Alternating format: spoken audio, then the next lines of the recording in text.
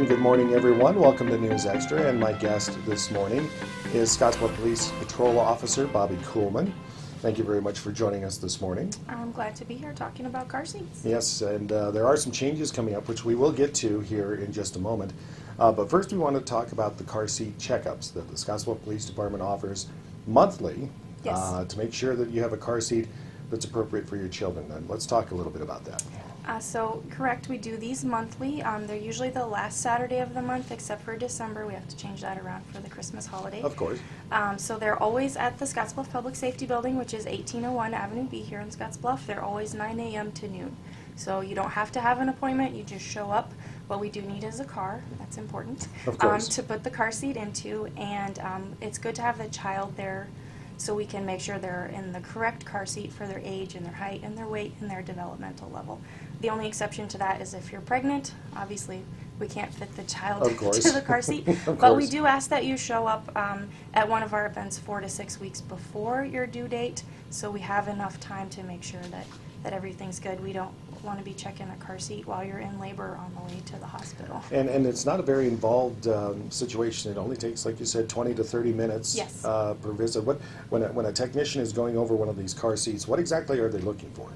So what we do, first of all, is make sure that the car seat you have is the correct car seat for your child based on their age and their height and their weight. A lot of people don't realize that people realize this. All kids are different. They're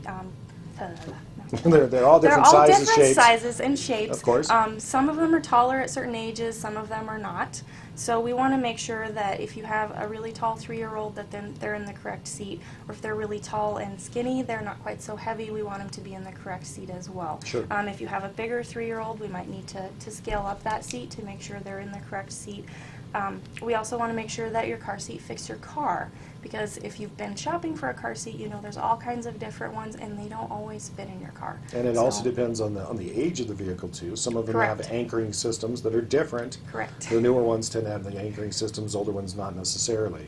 Yes. And it does make a difference in how that seat has to be installed. Absolutely, and we also want to make sure that you as a parent know how to correctly install that car seat in your car, and if you have to take it out for whatever reason, that you're able to put it back in on your own without coming to find me and asking me to do it for you again. And of course, you're not necessarily promoting any brand, type, or style of car seat. There's many different types of car seats out there as there are kids.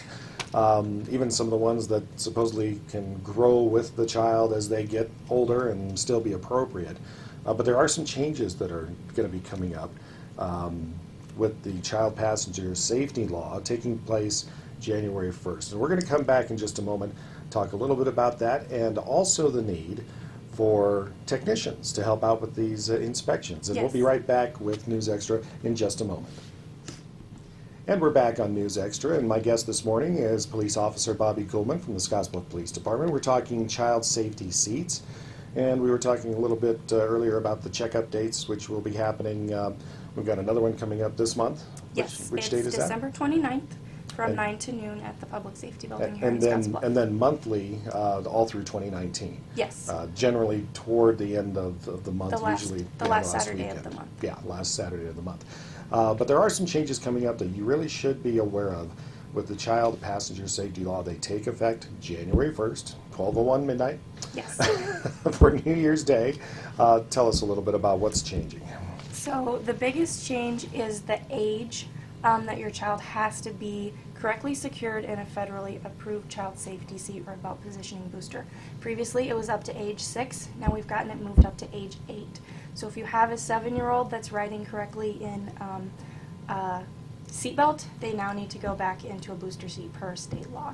The other big thing that's changed is they have to be rear-facing up to age 2 if they're proper for the weight and height in a rear-facing seat. Previously that was age 1. Okay. So if you have an 18-month-old that's your forward-facing, we're going to have to switch them around for another 6 months or longer. We like to see kids rear-facing as long as possible. up to age 3 and 4, I've seen kids rear facing if they're small enough. Yeah. The other thing is, children under age 8 must ride in the back seat if there's a back seat spot available for them. Okay. And no, there's no grandfathering. If your child has transitioned to being in a seatbelt, they're between 6 and 8, and they're not yet 8 years old, well, Yes, got to go back. That is correct. Got to go back. Now, what would you say to people that argue, oh, it's just so inconvenient? Well, you cannot put a tag on convenience versus safety. Yeah. It's always better to be safe. That's why we say keep them rear facing as long as possible, because that's safer. Even if they're 3 or 4 years old, if they can still be rear facing, it's much safer than forward facing. Even if they're old enough, to sit in a booster seat, it's still better to have them in that 5-point harness if their age and height and weight is okay for that 5-point harness. It's just safety can't outweigh convenience. No, absolutely, absolutely. And of course, we were also talking about the need for child safety seat technicians. You can actually be trained to become a technician like this, correct? Yes, that is part of my job at the police department. I am a child passenger safety technician. So it's a 4-day class that you have to take, and we're putting one on at the public safety building. Myself and some of our firemen are technicians, but we also have technicians from Chadron and Bridgeport and Sydney that help us out. They are not related in any way, shape, or form to law enforcement or fire. Anyone can do this. Anyone can take this 4-day class and be a nationally certified technician to install car seats, and then you can come help us at our events. And how do they do so? Is there a cost and things like yes, that? there is a cost. They'll need to go online to cert.safekids.org. And you fill out a form and register, and there is a fee involved. Since we're hosting the class, if you're a local person, we can waive part of that fee, but you do have to pay the $85 fee to the state. There's nothing that we can do about that. Well, that's the licensing Yes, fee. that is the licensing fee. That is the licensing It is a fee. 4-day class. It's coming up. It's in March. It's March 27th through the 30th, and it is an all-day class from 8 a.m. to 4 p.m. So you're getting several hours, several days worth of training on this. I know if you're a nurse, this counts towards some of your credit for that. If you're a teacher, it could possibly count towards some of your continuing education for that as well. Is that something that is only for a year for the certification, or how long does that last? It's a 2-year certification, and then you can recert every 2 years by doing some continuing education. That's as easy as going online and doing some courses in your spare time. Very simple for somebody to do if they want to be out there and make a difference, possibly for somebody in the public. And on top of taking the online courses, you also have to participate in some events and install some car seats. But if you come to our events and help us, that'll be taken care of in your 2 years. So we do have some changes in the child passenger safety law, which are taking place in January. If they want to find where those are at, is there an easy way for them to do so?